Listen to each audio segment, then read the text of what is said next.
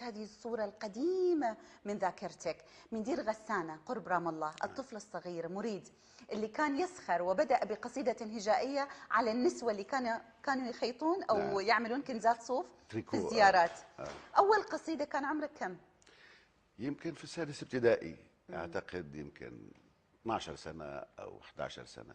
تتذكر القصيدة؟ لا لا، هجاء. بس يعني كنت بقلد فيها قصيدة لإبراهيم طوقان عنوانها بيض الحمائم حسبهن أني أقلد سجعهن. فأنا على هذا الوزن بدي أوري أني أنا قادر يعني أكتب زي إبراهيم طوقان. بس كان الموضوع أنه نساء الأسرة في الشتاء، شتاء فلسطين شتاء حقيقي يعني، مطر وبرق ورعد وبرد. كل السيدات بتصنع جرزيات يعني بلوفرات. تريكو.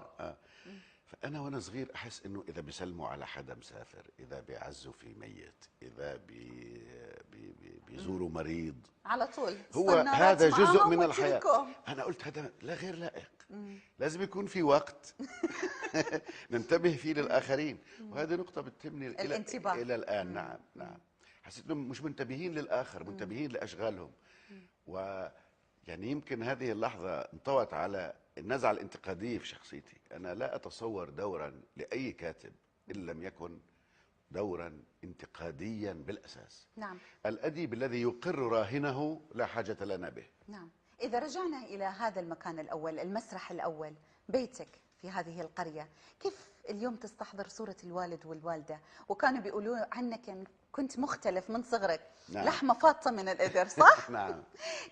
كيف بتتأمل هالمكان والأشخاص الشخوص إنه يمكن كتاب رأيت رام الله كان كل الكتاب إجابة على سؤال مثل هذا النوع. نعم. حقيقة إنه أنا أتيح لي أن أرى هذا البيت ثانية بعد 30 سنة من تركه. فاكتشفت إنه الإنسان اللي بده يرجع إلى مكان هو في الواقع يريد أن يرجع إلى زمان. نعم.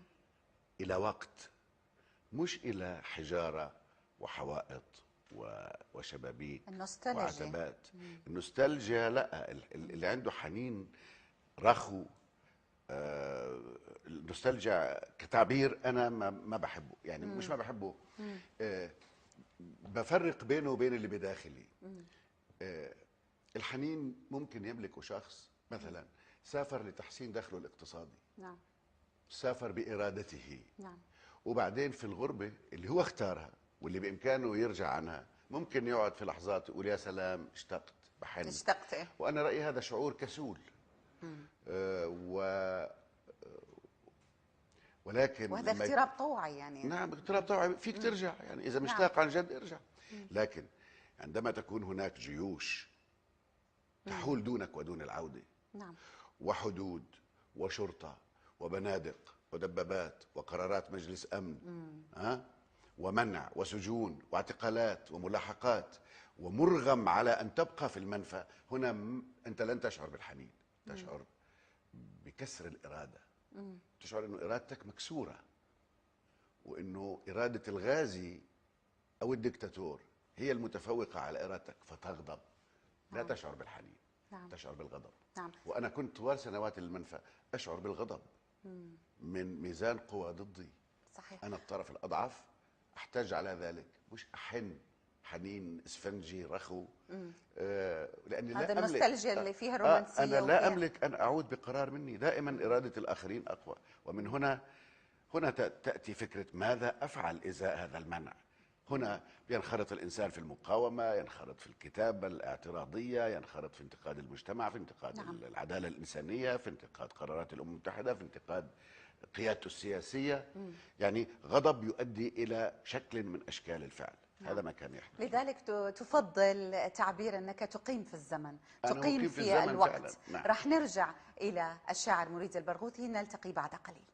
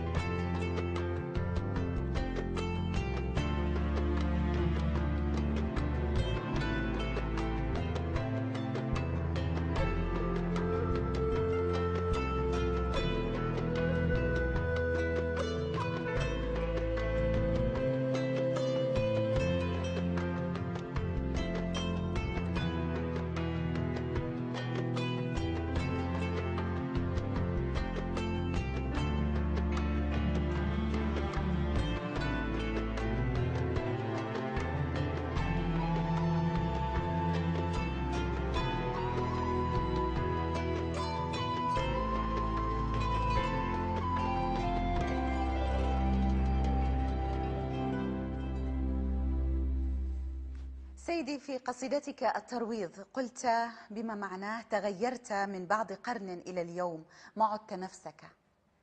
كم تغير من هذا الفتى في رام الله بعد هذا العمر؟ شو اللي روضك وكيف؟ الحقيقة اللي تروض هو يعني شعبنا العربي، جماهير الناس. أنا هون المخاطب هو مجموع الناس، إنه عايشين في ظل يعني ديكتاتوريات متنوعة، نعم. وعايشين تحت احتلال لا يزول. احنا رح نطلع من هذه القراءة لقراءة أخرى. نعم. النص قابل للتأويل، نعم. حمال أوجه. نعم. إذا وجهنا هذا السؤال إلى مريد البرغوثي. لا، أنا مشواري كله هو محاولة لئلا أتعرض للترويض. لئلا أتعرض للترويض. عشت في أماكن كثيرة، نعم. من رام الله إلى القاهرة، بودابست، القاهرة، يعني أماكن كثيرة أقمت فيها. ولذلك قبل قليل قلت أنك تحررت من فكرة المكان أو أنك تقيم في الزمن. وغيرت أكثر من 30 بيتا للأسف. كيف تنظر إلى البيت اليوم؟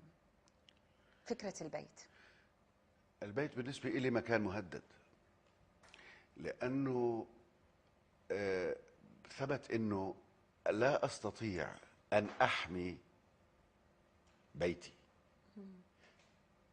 بمعنى أنا الفلسطيني وأمثالي لا يستطيع أن يحمي ابنه أو بيته أو والدته أو والده من الغارة، من منع التجول، من السجون، من الاعتقال. نعم.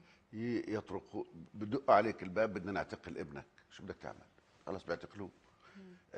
بدنا نهدم بيتك، بيهدموه. يعني هنا المسألة مرة أخرى إنه حدث خلخلة يعني في خلخلة في فكرة أن تكون المكان فلسطينيا، نفسها. يعني أن تحتاج أن تحمي حياتك، وأن تحمي حريتك، وأن تحمي بيتك، وأن تحمي ذاكرتك، وأن تحمي مستقبلك. وهذا يتطلب أن تنجح كمقاوم، أن تحقق انتصارا، أن تدحر عدوك.